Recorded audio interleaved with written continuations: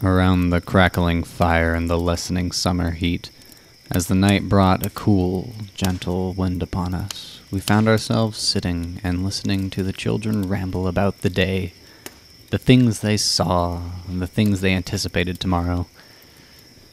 My daughter Ella was curled up with her grandfather, my wife beside me, my son swinging a stick he found earlier in the day, prancing around enthusiastically, detailing his imaginary adventures. Not willing to let her brother have all of the fun, Ella antagonized him, to which he retaliated, trying to extort her fear of the thicket and the blackened obscurity that surrounded us. In an act of defiance, she stood upright, almost colliding with my father on the way up, to show she wasn't scared. Touting her fear, my son dared us all to tell scary stories until someone was frightened. All to prove his sister was a scaredy cat. Hesitantly, she accepted the notion, mild discomfort in her words, nothing but the crackle of the fire and chirping of bugs in the woods could be heard for a moment, until my son broke the silence. "So who's going to start?" he asked the group brazenly. My mother rolled her eyes at him, gesturing for him to sit in an attempt to quell his braggadocious tendencies, though years had taught me it was impossible with him as he continued to strut around. More silence continued until my father spoke up. "Has anyone heard the tale of the Mogollon monster?" I gently chuckled to myself, recalling the twisted story. My mother smiled gently, looking at him, recalling the time he had told my brother and I years ago while camping in an eerie, evergreen forest with a crackling fire, seemingly replicating the events now. My children shake their heads, having never heard me tell the tale of this creature. My wife looked on curious, having only heard of the monster, but never having heard the story. With another brief moment of quiet to enhance the story before he started, my father took a breath and began. "It all started long ago at a Boy Scout camp called Camp Geronimo near Payson, Arizona. Every year at Scout Camp, stories were shared about the elusive monster who visited and scared Scouts out of their minds. The monster was given the name for the mountains he lived around the Boy Scout camp, which was placed in the Mogollon Mountains. So Mogollon Monster was his name. This was in the 1970s, when stories of another monster was alive. Some say he was a hairy beast many know as Sasquatch. Every year at camp, we would sit around the campfires, late at night, telling stories about the Mogollon monster. Every year, new scouts heard the stories for the first time. During these stories, noises could be heard out in the woods. Crackling tree branches, bushes rattled, pine cones and rocks kicked. Everyone who heard these noises would snap their heads to see what made the noise and see if it was a Mogollon monster. The older veteran scouts would claim it was the Mogollon monster, striking fear into the newer first-year scouts. When nothing would appear, the stories would continue. Finally, the scoutmasters would retire to their bed as it was late at night. The other scouts would then offer to go on a monster hunt. After a little coaxing, we would all go on a hunt for Mr. Mogollon. Fortunately, we never met our monster, but the stories continued and grew, such as the following to hype the fear amongst the new as well as the experienced. We'd have one person say they were going to hit the sleeping bag, but would venture into the darkness, into the woods, and make noises, walk around, snap, crack. You could see the fear in the people's faces around the campfire. Every year, the stories would grow even larger. For everyone's stories got more scary, more realistic, that even the most experienced scout would begin to believe in the Mogollon monster. As the legend came to a close, I looked on quizzically, not recalling this version of the story. I was young, and many things had changed. Additionally, he probably hadn't told the story in years, but something about it was drastically different than what I recall. His story was much more lighthearted, skipping the dark details of the monster and the events at Camp Geronimo. About to let the story slide, as it did manage to give me a chill, I glanced at the two youth who bore minimal unease in their demeanor. I determined they'd get a little spook from the tales of the Mogollon, as I once did. That's quite a different story than what I recall. No need to hold back for the kids. They're getting older. They could probably handle it, I say as I reach over and rub my son's head, making a mess of his previously ordered hair. It wasn't that scary. We're not even in the Mogollon Mountains. My daughter stated, more to herself than others, trying to prove her fortitude. Then she glanced at her brother and stuck out her tongue, antagonizing him. Before things could escalate, my wife stood up, grabbing my son, and sat him down across the fire from me, sitting him next to her. All the while, my father looked at me with a genuine expression of confusion. He retorted that his story was the full story, with each and every terrifying detail. I had to admit, it was a good telling of the story, but it wasn't the story I remembered. What about the part with the deer? Another silent moment fell upon us, accented by the crackling fire, as if something ominous descended upon us.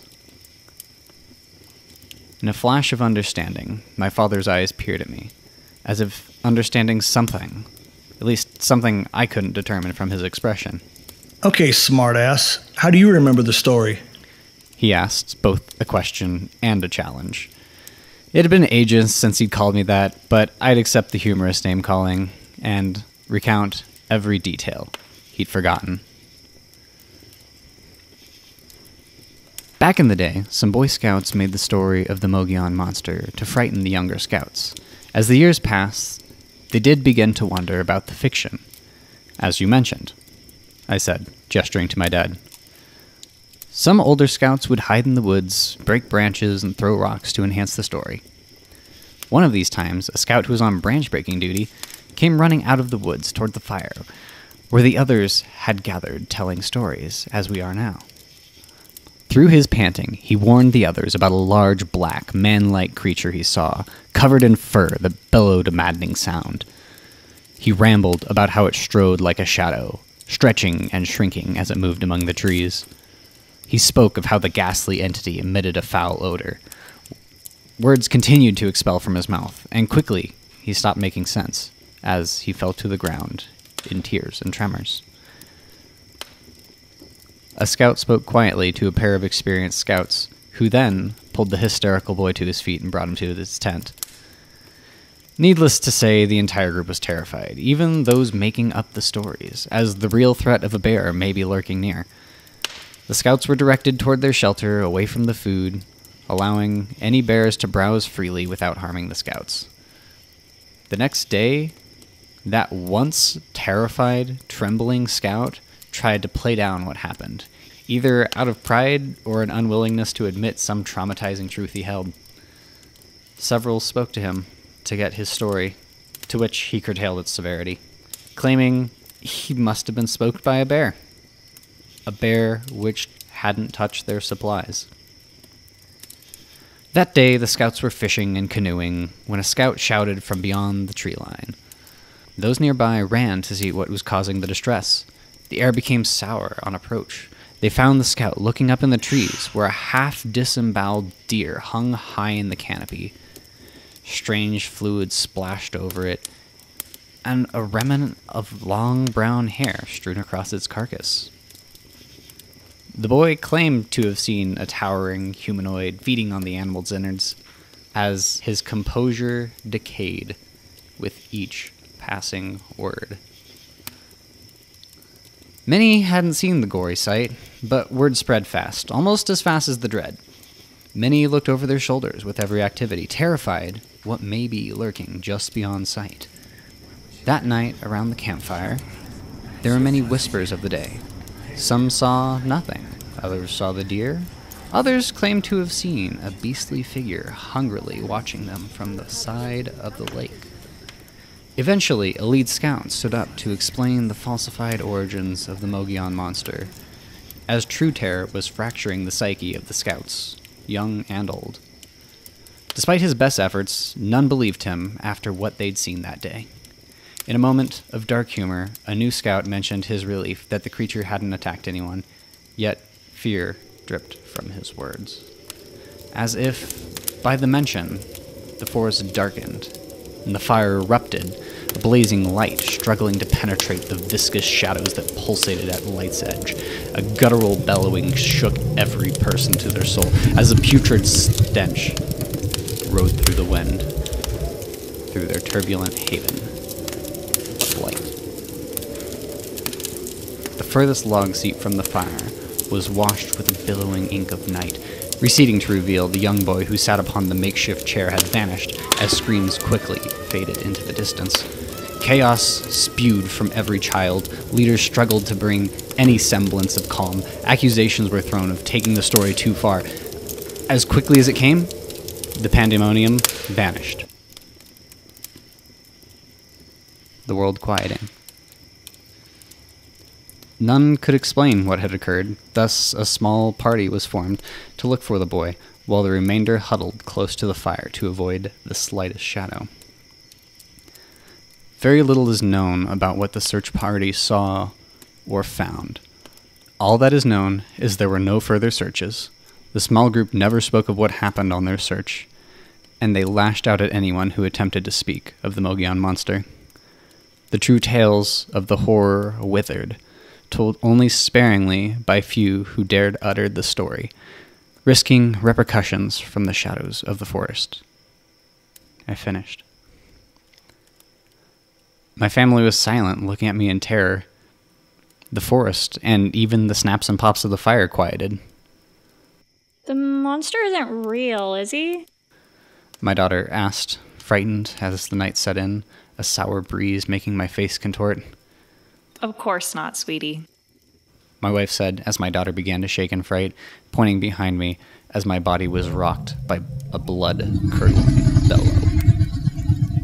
I spun around, almost expecting the dreaded being to be behind me. Met with darkness and a faint outline of trees, relief washed over me. I was shocked Ella was able to prank me so well. Returning toward my family, I looked on haunted as a sinister shadow consumed them, followed by screaming that faded to naught, leaving me by myself by the crackling